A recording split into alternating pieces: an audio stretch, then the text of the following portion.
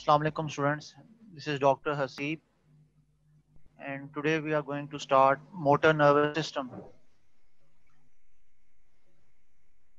So by the end of today's session, inshallah, you will be able to explain the functions of motor cortex, especially the primary motor cortex, premotor cortex and the supplementary motor cortex.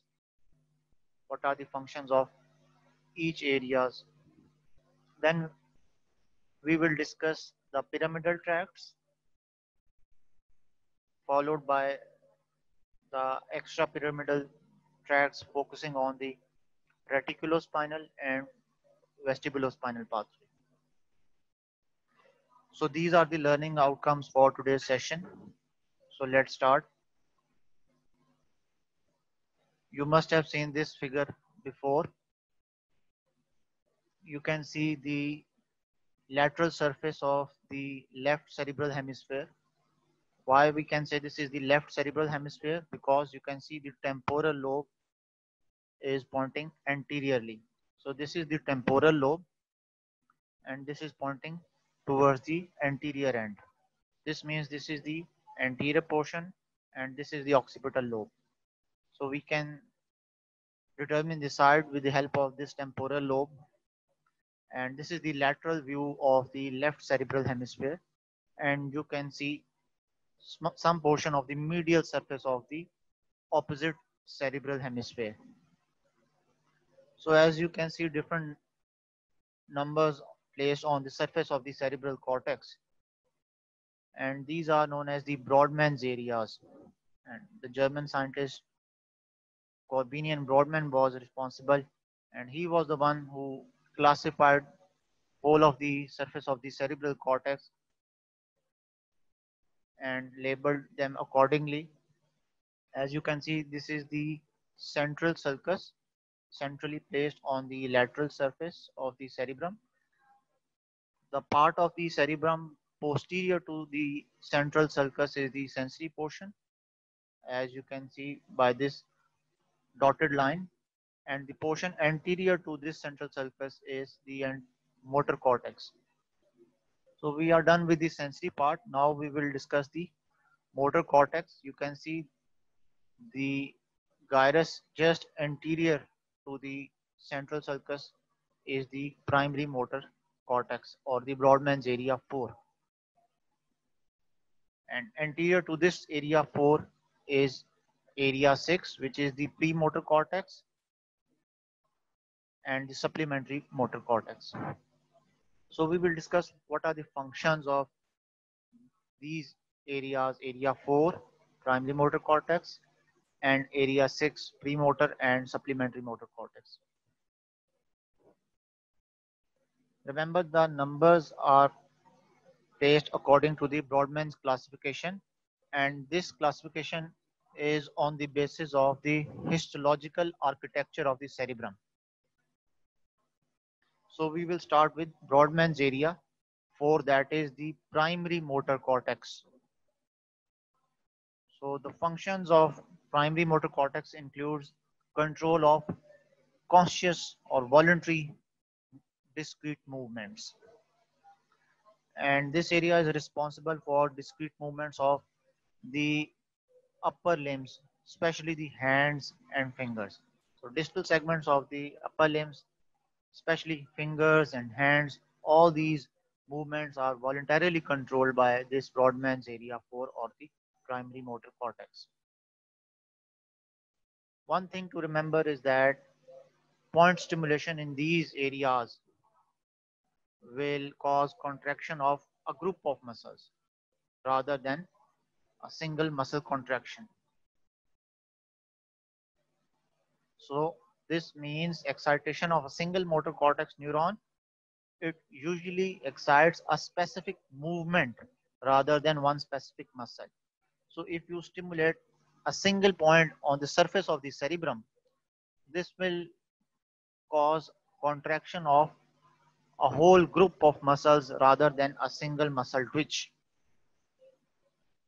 So all the voluntary movements, the discrete movements of distal segments of limbs, especially upper limb, including hands and fingers, This is the function of primary motor area.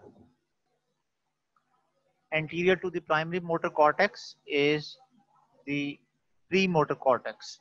That is why we call it as premotor, before the primary motor cortex. And according to the Brodmann's classification, this is area 6.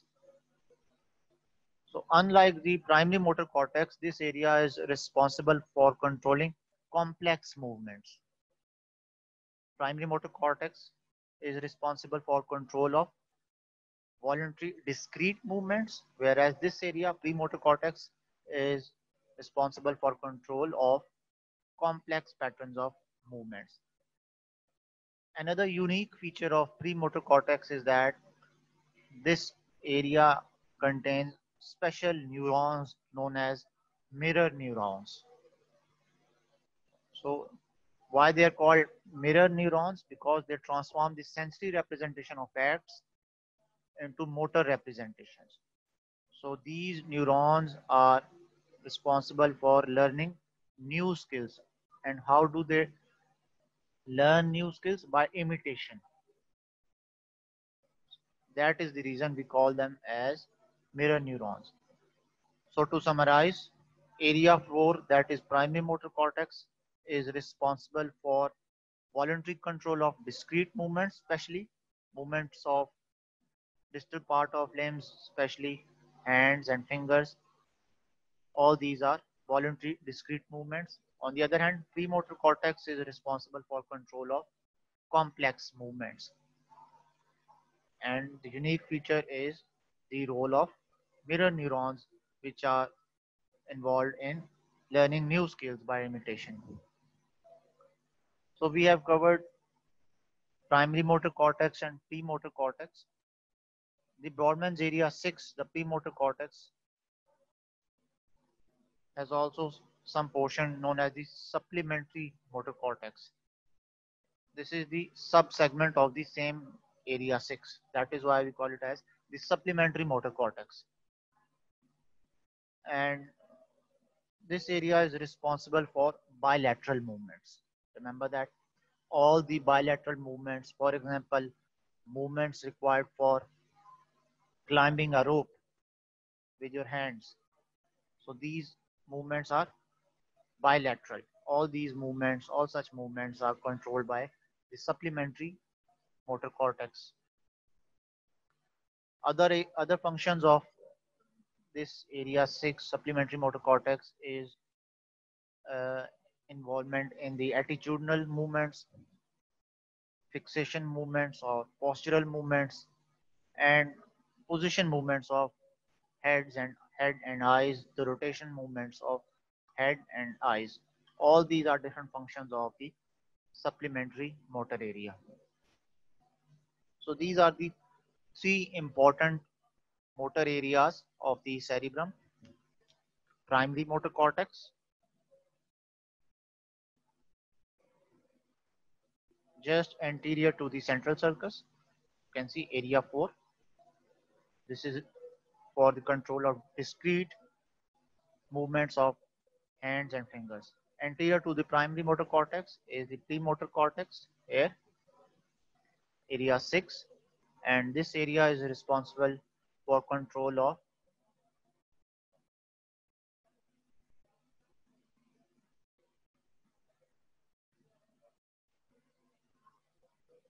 complex patterns of movement. So discrete movement for primary motor cortex and complex movements for premotor cortex. And supplementary cortex is responsible for control of bilateral movements, especially movements involved in climbing a rope.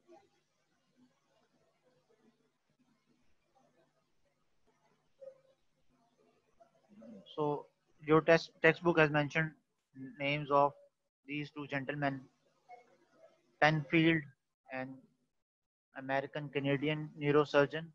This gentleman was the one who made the concept of homunculus, the motor homunculus of the body. And what is homunculus? This is the topographical representation of the whole body over the surface of the cerebral cortex. And the other gentleman was Rasmussen, another Canadian neurosurgeon, and together they worked and made the concept of motor homunculus. And you can see the motor homunculus. This is the topographical representation of the whole body over the surface of the cerebrum. As you can see, this is the lateral part of the cerebral hemisphere. Now we are moving up from lateral towards the medial side, and this is the medial end. Here you can see. As you can see, the areas of mouth, nose, eyes, lips, all the areas, they are controlled by the lateral part of the cerebral hemisphere. As we go medially, then comes the control of limb movements, especially distal part of the upper limb, the hands and the fingers. If we go more medially, then comes the lower limbs, including the legs and the toes. So this is the motor homunculus. Homunculus is the topographical representation of the whole body, of all the regions of the body over the surface of the cerebral cortex. Again, you can see the lateral surface of the left cerebral hemisphere. You can see all the functions of the facial parts like swallowing, chewing, vocalization, since they are controlled by the lateral portion of the cerebral cortex. You can see they are placed laterally. As we move medially, we can see the movement of thumb, the movement of fingers, the movement of limbs, and towards the medial surface is the control of feet and toes. So this is the motor homunculus. All these areas are represented over the motor cortex, especially the primary motor cortex. Anterior to the primary motor cortex, there are specific areas for speech known as the Broca's area. You can see in the frontal gyrus, inferior frontal gyrus is the speech area, Broca's area. Superior to it is the eye control area. Superior to eye control area is the area for control of head rotation, and then comes the movement of hand. So homunculus is the topographical representation of all the regions of the body over the surface of the cerebral cortex.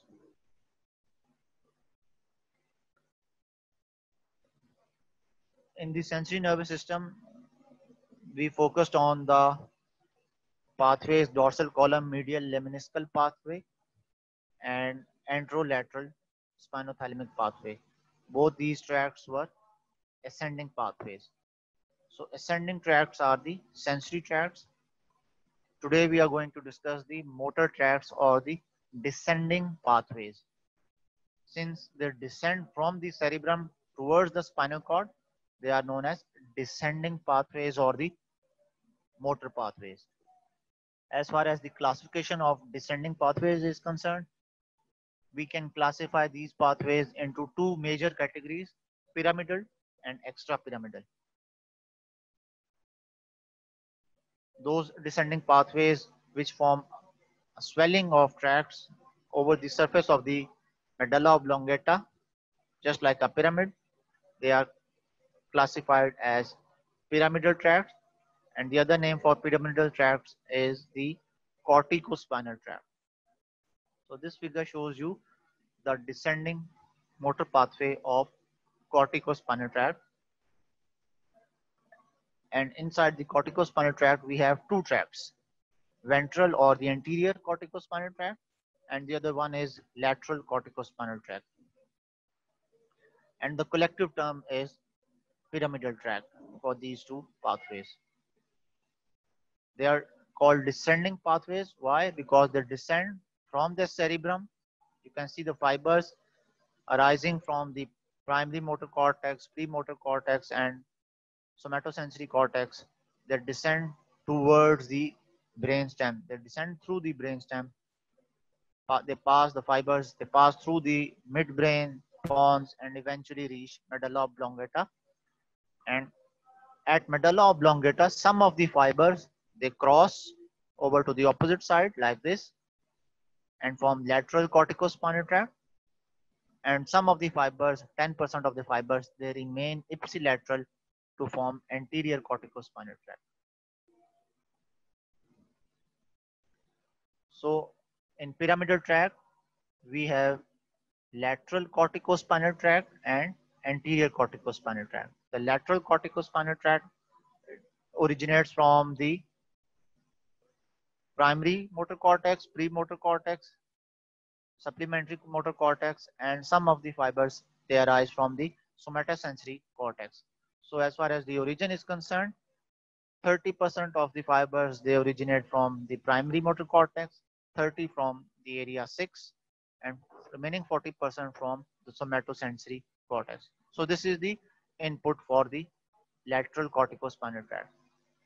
30% from area 4, 30% from area 6, and 40% from area 312. And how do they descend? They descend through the corona radiata and internal capsule down towards the brainstem, and when they reach the medulla, they form a swelling known as the pyramid. And this is the site where most of the fibers, 90% of the fibers, they decussate. By decussation, we mean they cross over to the opposite side and they enter the lateral white column of the spinal cord as the lateral corticospinal tract. So 90% of the pyramidal tracts are lateral corticospinal tract which decussate at the level of medulla. The remaining 10% are the anterior corticospinal tract. So these fibers, they will enter the lateral white column of the spinal cord. That is why they are called lateral corticospinal tract. And the final destination is the spinal cord. How do they terminate? They terminate at the spinal cord by synapsing with the internuncial neurons, also known as the interneurons. These interneurons are located in the intermediate gray matter of spinal cord. So most of the fibers they synapse with the interneurons in intermediate gray matter. Some of the fibers they synapse in the dorsal horn neurons, and the remaining fibers they synapse in the anterior horn cells of spinal cord. So these are the sites for termination. And what do these lateral corticospinal tracts do? They control the voluntary limb movements, especially the fine skilled movements of hands. This is the primary function of lateral corticospinal tract, control of voluntary limb movements, especially fine skilled movements of hands. So if we compare the lateral corticospinal tract with the counterpart anterior corticospinal tract, also known as the ventral corticospinal tract, the source of origin is the same. The input remains the same. 30% from area 4, 30% from area 6, and 40% from area 312. And the course of the fibers is almost identical, but the distinguishing feature is that these fibers, the fibers of anterior corticospinal tract, these fibers they remain ipsilateral in medulla. So 10% of the fibers are anterior corticospinal tract, they remain ipsilateral and they will descend in the anterior white column. That is why we call these tracts as the anterior corticospinal tract. They enter the anterior white column, unlike the lateral white column of lateral corticospinal tract. So 90% fibers of lateral corticospinal tract they decussate, and the remaining 10% they remain ipsilateral. The origin is the same, and the site for termination is the anterior horn cells, the anterior motor neurons of the spinal cord. So as far as the functions are concerned, the functions are also very identical as that of lateral corticospinal tract. So these are the pyramidal tracts. Whenever we use the term pyramidal tract, we are referring to these two pathways, lateral and anterior corticospinal tract.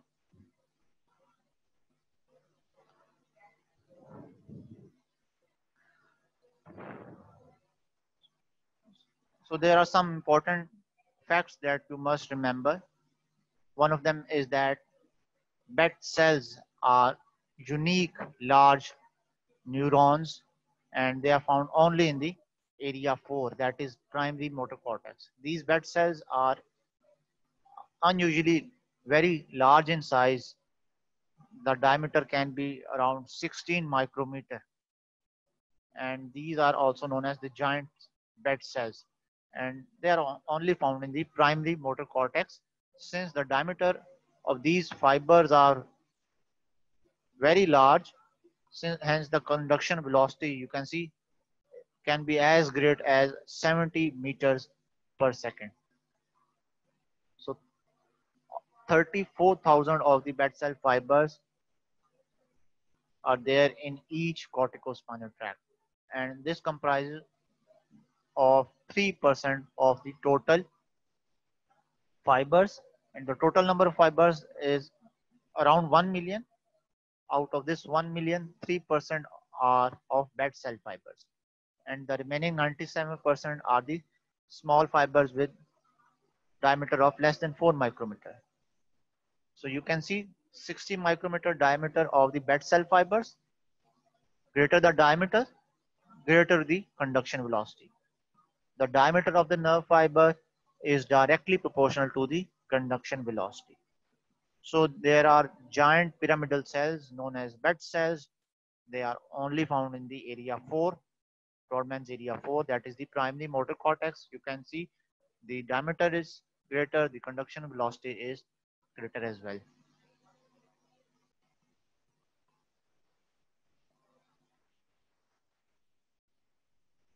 So just to summarize the corticospinal tract,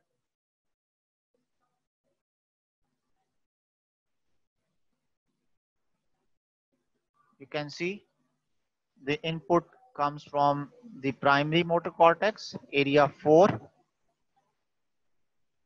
30% fibers from area 4, 30% fibers from area 6, and the remaining 40% fibers input is from area 312. The other name for area 312 is somatosensory cortex. So this is the input.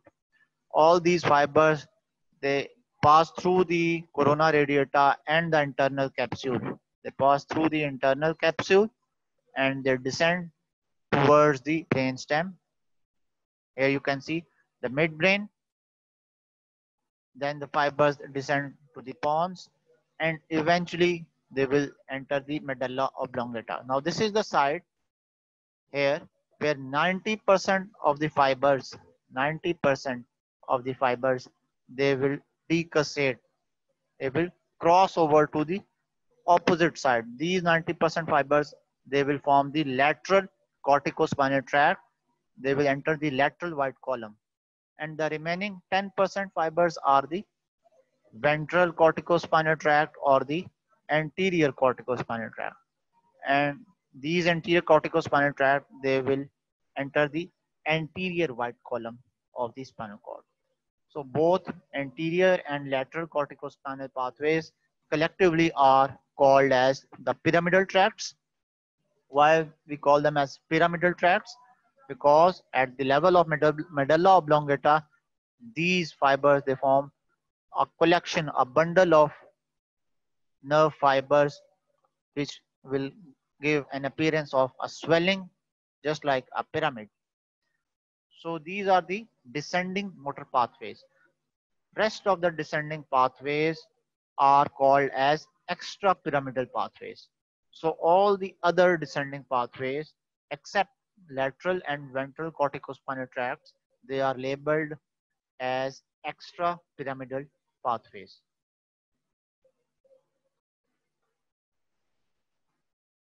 And here you can see another pathway known as cortico-rubrospinal pathway. Again, a descending pathway. In fact, this is combination of two pathways, cortico-rubral and corticospinal pathway. Here you can see cortico-rubral tract from the primary motor cortex towards the red nucleus, and the other is rubrospinal from the red nucleus toward the spinal cord. And the collective terminology for cortico-rubral and rubrospinal is cortico-rubrospinal pathway. And both are related to the red nucleus. This is the junction or the meeting point or the common point between the two pathways, cortico-rubral and rubrospinal red nucleus. One is anterior to the red nucleus, or you can say superior to the red nucleus. The other is inferior to the red nucleus. And this red nucleus is located in the tegmentum of the midbrain. And the pathway complete name, the collective terminology for both the cortico-rubral and rubrospinal pathway is cortico-rubrospinal tract. So the origin comes from two sides, direct fibers from the primary motor cortex through the cortico-rubral, and then we have branching fibers from corticospinal tract as well. So dual input for cortico-rubrospinal tract, input from two areas.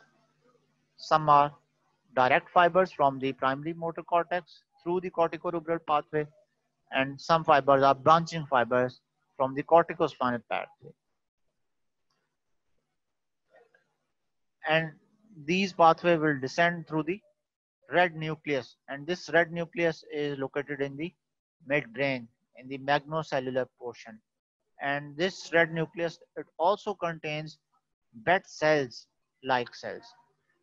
So we have just mentioned that within the primary motor cortex there are large pyramidal cells, giant cells called bed cells, and cells similar to these bed cells are also present in the magnocellular portion of the red nucleus as well.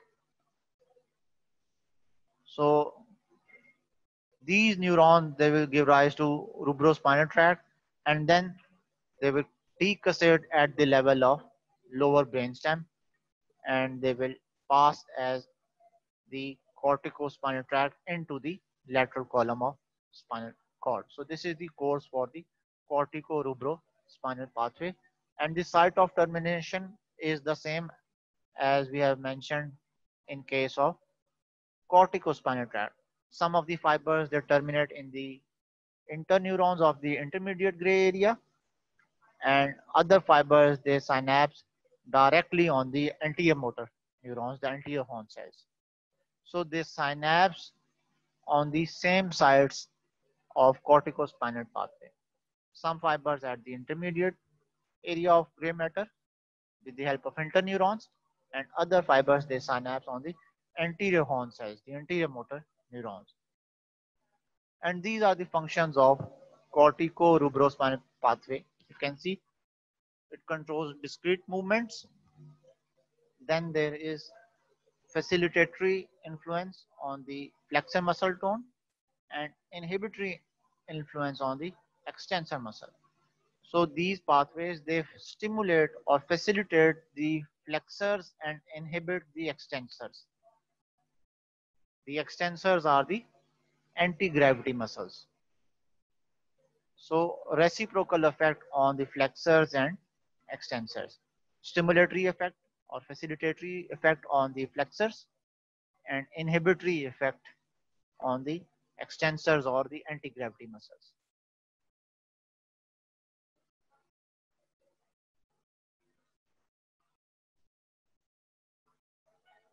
So we have discussed the pyramidal pathways, the anterior corticospinal tract, and the lateral corticospinal tract.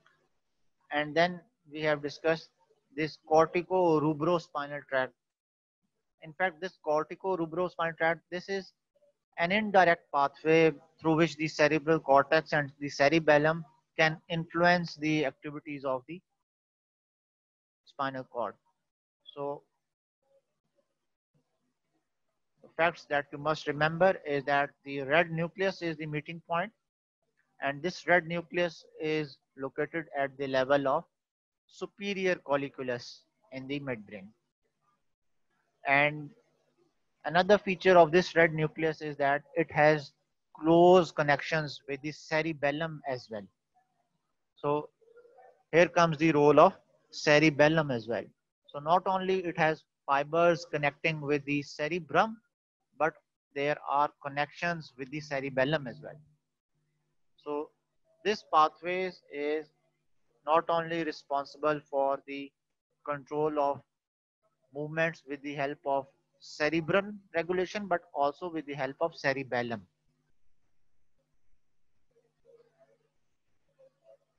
Another thing that you must remember is that corticospinal tract and ribnospinal tract collectively are sometimes known as the lateral motor system of the spinal cord. So another name for these tracts is lateral motor system of spinal cord. So if a question comes like this, that explain the lateral motor system of spinal cord, so you should not get confused. This is the same corticospinal and rubrospinal tracts. The medial motor system of spinal cord is the other opposite one, the vestibulo-reticulospinal tract, which we will discuss later.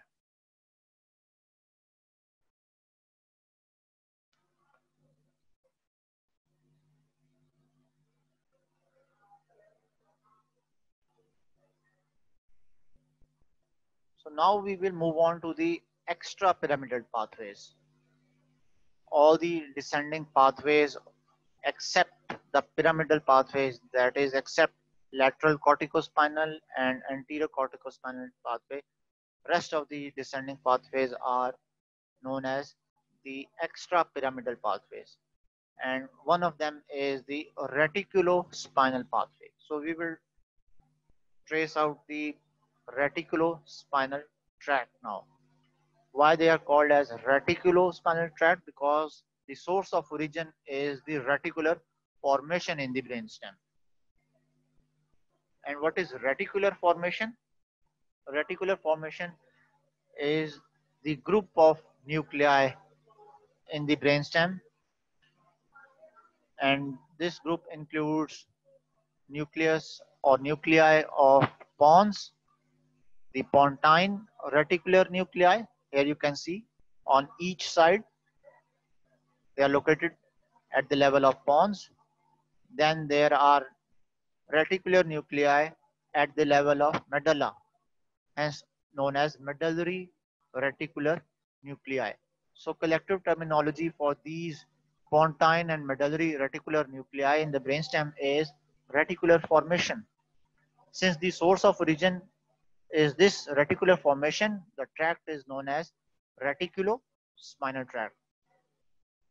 The origin is from the brainstem, the reticular nuclei, and then they descend down towards the spinal cord. So reticular formation is the source of origin. What is reticular formation? All the nerve cells and the nerve fibers that are scattered throughout the brainstem. The three components of the brainstem: mesencephalon or the midbrain, pons, and medulla oblongata. So from pons, the pontine reticulospinal pathway will originate, and from medulla we have medullary reticulonuclei, and this will give rise to the medullary reticulospinal tract. So these are extra pyramidal pathways, descending pathways, pontine and medullary reticulospinal pathways. So we will trace both the pathways. The other name for pontine reticulospinal tract is medial reticulospinal tract, and the source is obviously, as the name indicates, pontine reticulospinal tract originates from the pontine reticular nuclei.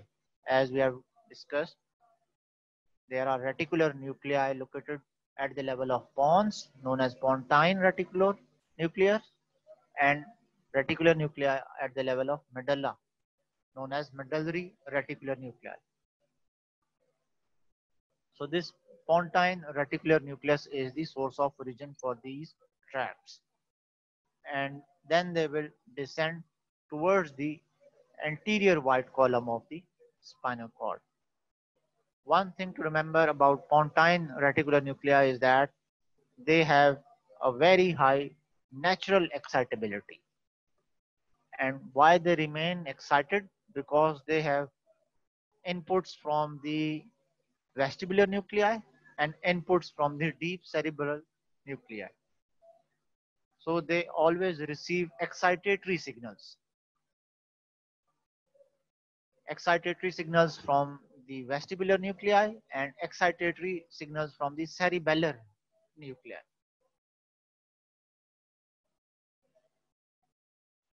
So the final destination is the same, anterior horn cells or the anterior motor neurons. As we have discussed that pontine reticular nuclei are excitatory in nature. That is the reason the functions are excitation of the muscles, excitation of the axial muscles, especially the anti-gravity muscles. Then comes the function on the muscle tone. Since it receives excitatory input from the vestibular and cerebellar nuclei, these tracts, they will increase the muscle tone. Not only they increase the muscle tone, they also facilitate the voluntary as well as reflex movements. And the counterpart is the medullary reticulospinal tract, another extrapyramidal descending pathway. The other name is lateral reticulospinal tract. So unlike pontine reticulospinal tract, the source of origin is from the medulla oblongata.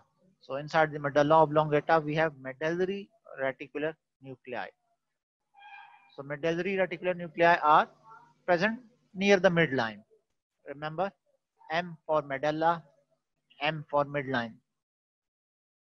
They are located near the midline, and then they will descend in the lateral white column of spinal cord. That is the reason we call it as lateral reticulospinal tract, because unlike pontine reticulospinal tract, which enters the anterior white column, these tracts, they enter the lateral white column of the spinal cord. However, the final destination remains the same, the anterior motor neurons of the anterior horn cells of the spinal cord.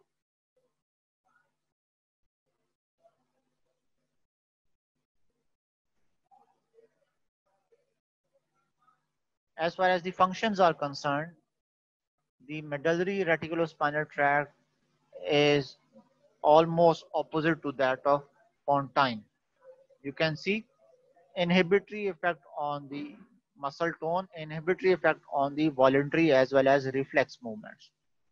So all the functions of pontine reticulospinal tract in case of medullary reticulospinal tract are reversed. Pontine is responsible for excitation of the anti-gravity muscles. This will inhibit the anti-gravity muscles. Similarly, pontine reticulospinal tract facilitates voluntary and reflex movement. Medullary will inhibit the voluntary and reflex movement. Similarly, this will decrease the muscle tone, unlike the pontine reticulospinal tract.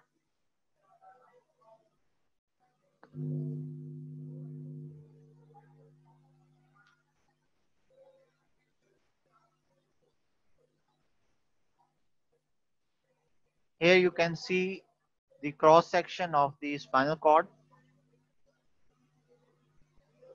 The outer portion of the spinal cord is the white matter, and inside the white matter, enclosed within the white matter, is the butterfly shaped gray matter region. Here you can see. These are the horns of the gray matter, the dorsal horn, and these are the ventral or the anterior horn. And this is the commissure which connects the gray matter region of the right side to the left side. And here you can see the site of termination of the reticulospinal tracts. We have just mentioned that the two reticulospinal tracts, medullary and pontine.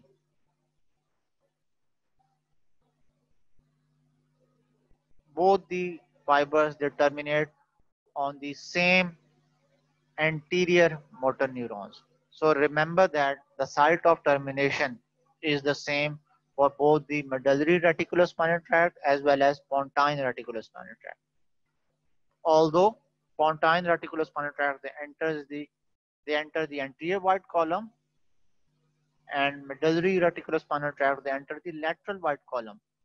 But both these pathways, they make the synapse for the final termination at the level of anterior horn cells, in which we have anterior motor neurons. So you must remember that these anterior motor neurons, they are located in the anterior horn cells of the spinal cord gray matter, and both the reticulospinal tract, medullary as well as pontine, they synapse at the same spot. You can see the final destination is the same, anterior motor neurons or the anterior horn cells of the spinal cord. One is coming from the anterior white column, the other is coming from the lateral white column, but termination is the same.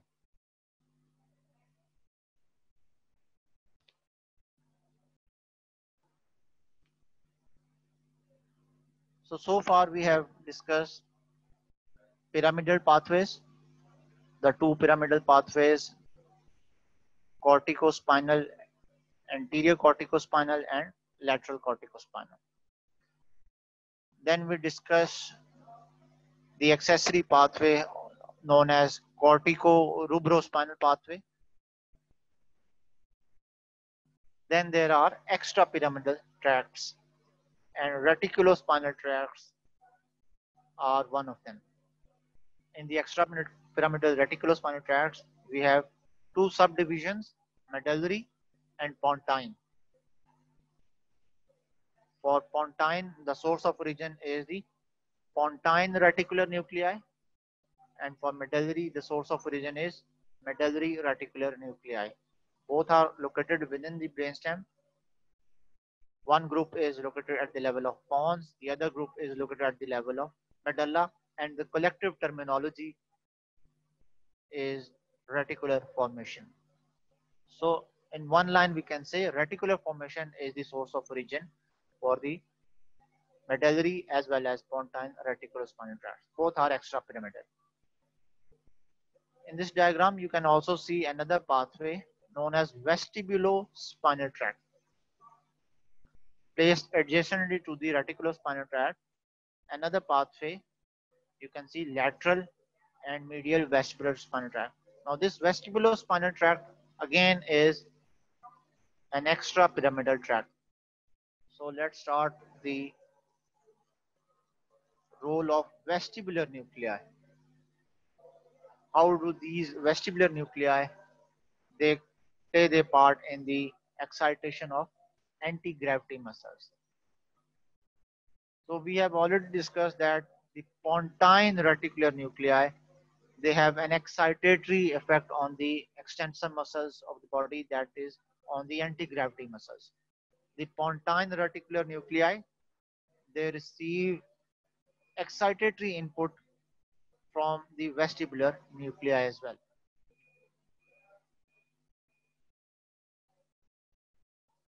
So these vestibular nuclei, they work in association with the pontine reticular nuclei, and the effect, the outcome is the same. So this will enhance the excitatory signal produced by the pontine reticular nuclei. So if there is no support from the vestibular nuclei, without this effect, the stimulatory effect of pontine reticular nuclei alone will not be that potent. So to summarize, pontine reticular nuclei, they have an excitatory effect on the antigravity muscles. Why? This effect is strong because they are associated with the vestibular nuclei as well. So excitation comes from not only pontine reticular nuclei but also from vestibular nuclei.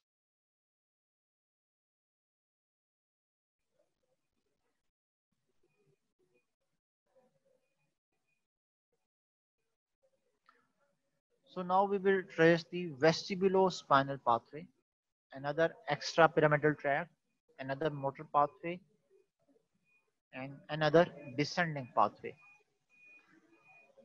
So the source of origin is the vestibular nuclei, and these vestibular nuclei, they are present in the brainstem at the level of pons and medulla, just beneath the floor of the fourth ventricle. So this is the origin for the vestibulospinal tract. Another feature of these vestibular nuclei is that they also receive input from the inner ear as well as from the cerebellum. So these tracts, they receive input, one from the inner ear through the vestibular nerve, and they also receive input from the cerebellum as well. So inner ear, cerebellum, all are connected with the vestibular spinal pathway as well. And then the neurons of the vestibular nucleus will give rise to form the vestibulospinal tract. This will remain ipsilateral.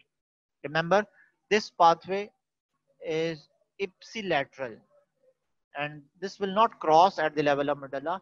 It will pass ipsilaterally down through the medulla and eventually enter the anterior wide column of the spinal cord. So this is the course for the vestibulospinal tract, starting from the vestibular nuclei and then down towards the anterior wide column of the spinal cord. As far as the final destination is concerned, the fibers, the synapse at the internuncial neurons. The other name for internuncial neurons is interneurons. So they will synapse at the interneurons of the anterior gray column of spinal cord. So this is the final destination.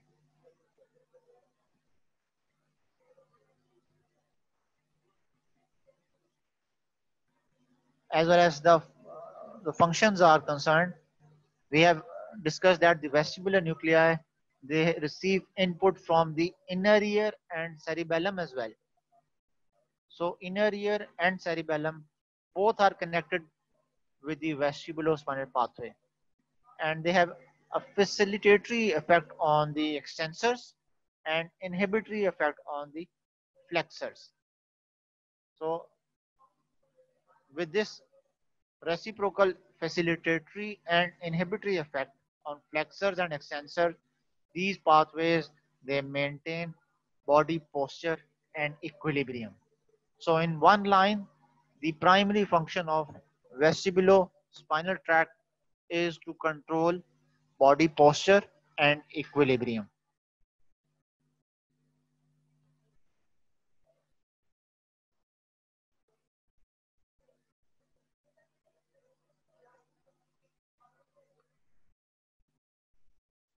So this is all for today. If there are any questions, any query, you can text me. We still have 2 to 3 minutes.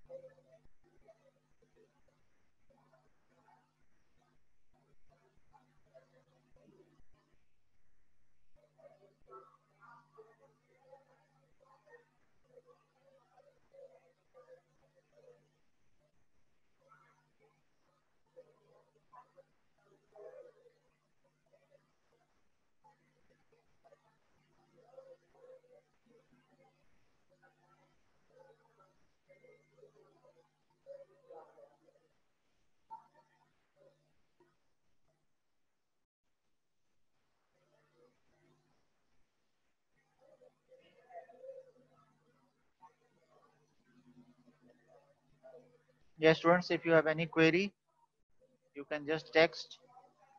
We still have 2 to 3 minutes.